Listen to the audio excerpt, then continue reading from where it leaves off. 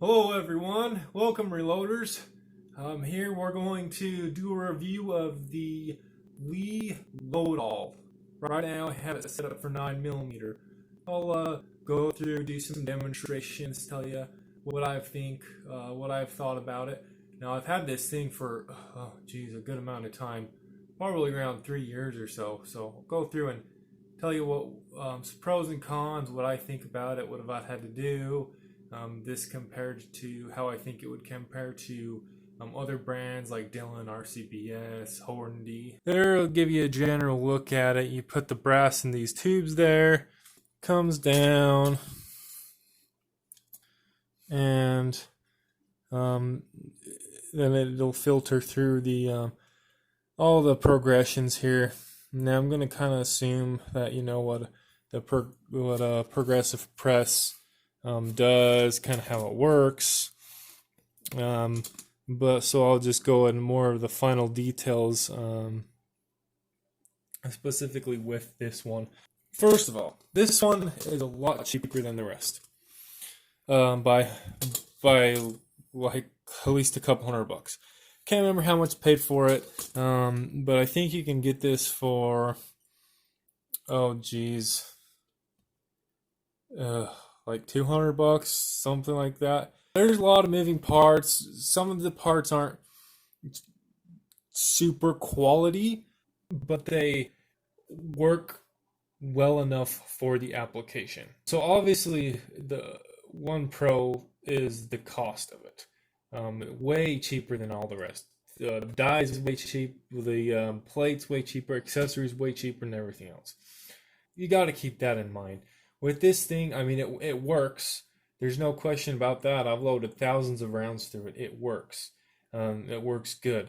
I use this to reload all my 9mm. I've done a test of my 9mm bullets that I use out of this, and I've compared them to factory, and they're on par with factories. If not, maybe a hair better. I load all my auto pistols with this thing. Like I say, thousands of rounds through it. It works. The only thing I've had to replace is where this primer pocket sits on the head of this. I had to replace the head of this because I didn't set my dies up right, and a chunk of this broke out right where that primer pocket sits. The chunk broke. This top head part broke right there where it holds the arm for the primer. There, you can see it better now. Right there, this piece broke where you put that bolt through because I had my die set up wrong. And that gets kind of to the part of where it's a little finicky, as in this part broke because I had my die set up right, and because when you need to set up your dies, there's a video on this that Lee shows you, but your depriming die needs to touch the shell holder first. That's where most of the pressure needs to be. So if you set it up right, it works good. Luckily it was within like 3-year warranty or whatever they had, so I got it for free. Lee's really good with that. They sent me a new one, and they kind of told me what the problem was and why that happened. But as far as finicky being, there's a lot of moving parts. And I actually had a friend go through it because he's really good with moving parts, and he's really mechanically inclined. He likes to sit down and do this kind of stuff. He really likes reloading. So I was happy to let him do it, and it was definitely good for me. He kind of went through it, and he kind of lubed up some spots. For example, one spot is right there. You can see where this little piece goes. Anyways, it goes inside of the plate there where it rotates, and when it comes back down, it catches on this groove right here on the frame, catches down, pulls out, and then you pull the bar in, and then when you push that bar in, when you push your handle in, it pushes the bar in, which then rotates the shell holder. And that's what I mean by a lot of moving parts kind of finicky. grease that up a little bit, and make sure you have your dies adjusted right. Other than that, it works pretty good. So I would suggest this for people, obviously, that don't want to spend a lot of money. If you don't mind spending $500+ to go and buy a nice one, and you don't want to have to really worry about doing all this stuff, I definitely go for a better one. Dillion, whatever, Dillion RCBS, Hornady, whatever. I'm sure that they're all better than this. I haven't used them all, but just looking for the price and from kind of the reviews I did a long time ago, and I was looking, it would definitely be better to use those. I would buy this one for people that obviously don't want to spend that much money and that are mechanically inclined and that are patient. It takes a little bit to learn this one and to learn kind of what you can do with it, what you can't do with it, kind of some little tips and tricks you've got to learn with this one in order for it to operate smoothly. And with this one, you don't want to force anything. Some things sometimes go wrong with this. Shell doesn't move all the way. The rod doesn't come all the way out, so it doesn't rotate the shell holder. Little things like this happen occasionally, and you don't want to force anything on this. If you're forcing it, then something's probably wrong, and you've got to just go through and figure out what it is. So if you're not mechanically inclined, if you're not patient, then don't buy this. If you're not patient, if you don't want to, take the time to learn it and to work with it, if you just essentially want to plug and play, I would definitely go with a higher press if there is such a thing as plug and playing with a progressive reloading press. As far as the die setup, it needs to be correct. Like I mentioned on that before, I would go ahead, look at some other videos to see how people do it. So yeah, I will go through and load some with it so you can see. I'm just using my bolts that I powder coat myself. These are just obviously 9mm cast bullets, cast with a Lee mold and then powder coated with Eastwood powder coat. So I'll go ahead and run through this, and you can watch how this thing operates. If you shoot a lot of pistol, especially auto pistol, and you reload them, I would 100% get a progressive press. Before I got this, I was shooting 9 in autos and everything, and I used my single stage press. As if you've seen my other videos, it's that press that I use for rifles and everything. And this thing is 10 times faster. If you shoot a lot of pistol, this thing saves you so much time. I love this thing. It's amazing. It saves you so much time. Anyway, so I'll go ahead and run through this. You can see how I do it and how it kind of works. So first stage is just depriming, and you gotta eat. So I ran into a little problem. It was a little hard. I was gonna have to force it. So I make sure that shell's pushed in there all the way. And now something else is wrong. It's just tight. It's like not going. I suppose that one could have a crimp primer. So I'll go back down and we'll give it another try. Yeah, we got the same thing. So I know that something is not right here.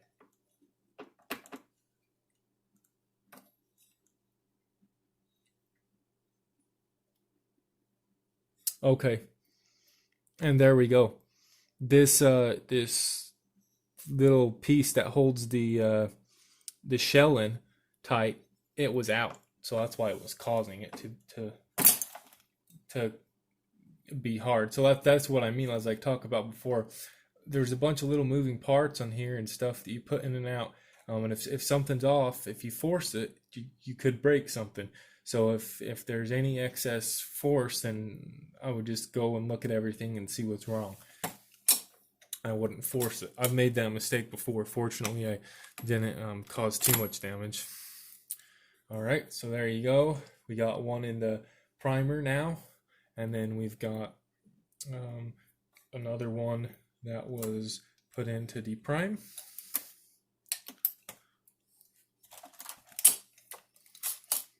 And now on the first round, I always like to go through and make sure everything's good, make sure the primer went in far enough, and then I'll make sure my powder's on. And now we'll go through again.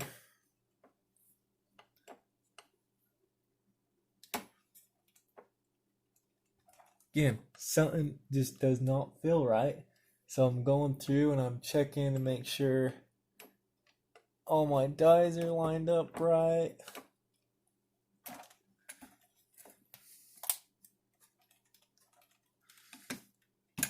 Make sure I push it down all the way so that it sizes correctly. Okay, powder's in. I generally go through and weigh the powder charge at the beginning to make sure it's right, and it is. Now I've noticed with my powder dispenser, it's actually pretty consistent. With 9mm, obviously it depends how much powder you put in, but with 9mm, I mean it's generally within 1/10 of a grain. So it's pretty good. So yeah, you see that last one was hard. Look what happened. And see, the sizing die wasn't lined up good enough, so it crushed that case. So that's just some of the stuff I mean with this. I mean, if you force it like I just did, it was a little hard, but not too hard, and it went up. But yeah, I mean, that's what happened. So you just gotta be careful, and you'll get a feel for it. But if you just want to go and have the least amount of issues possible, like I say, I probably wouldn't go with this one. But if you don't mind doing that, then this one's fine.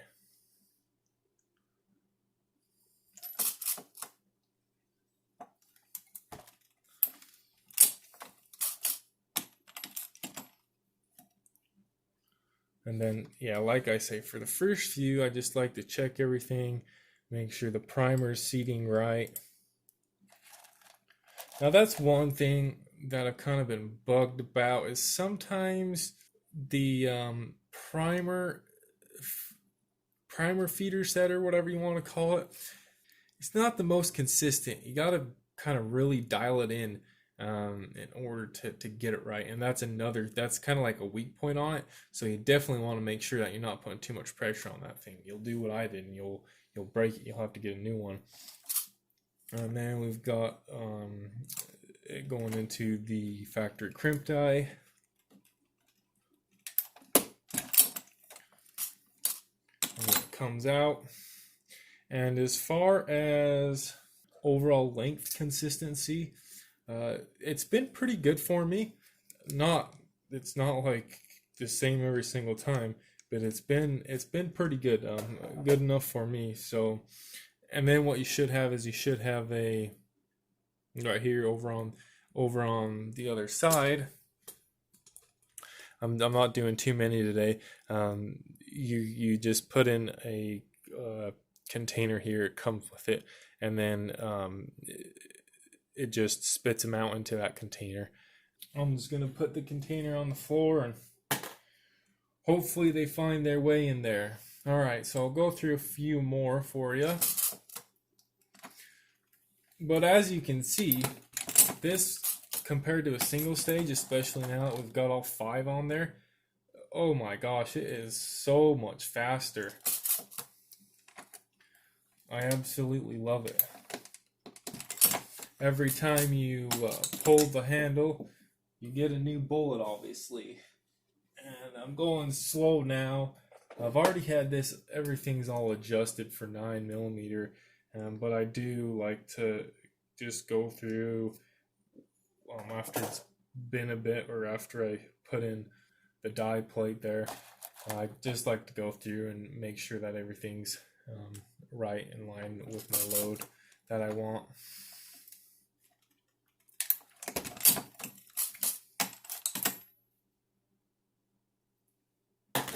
Yeah, and like I say before, parts are cheap for it. Well, cheap comparatively.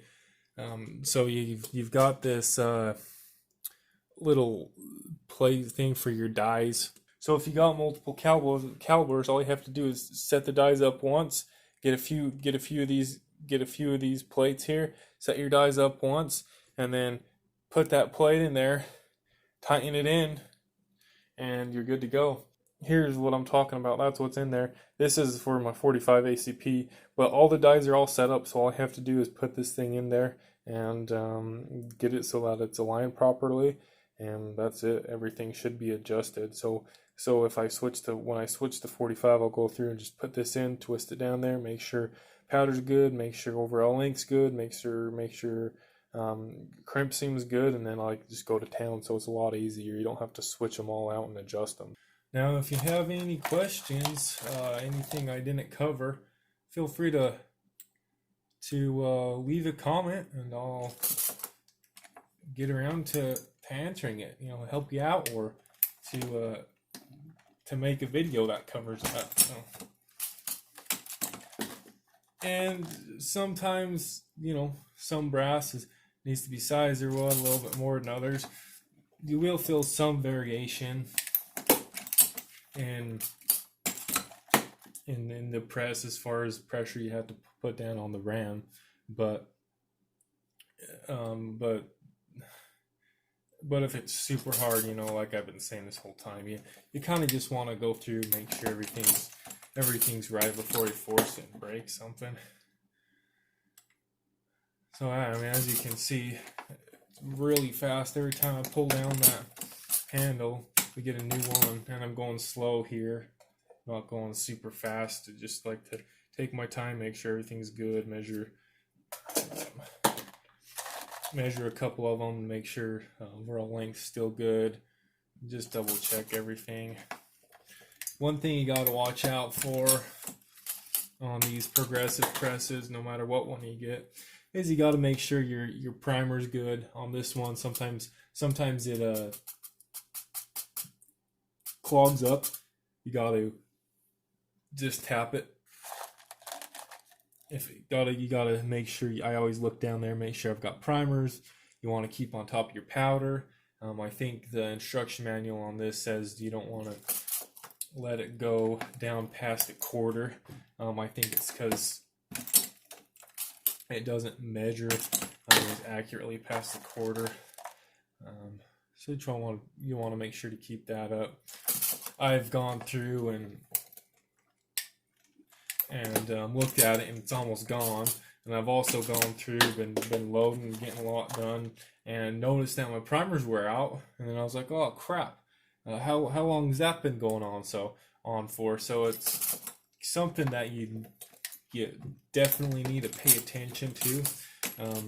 Just pay attention to loading and how things are going. I always look in the case before I put the bullet in to make sure it's got powder in there, and there's a proper amount of powder, just looking at the volume. But I mean, like I said before, these things are amazing, super nice, saves you tons of time.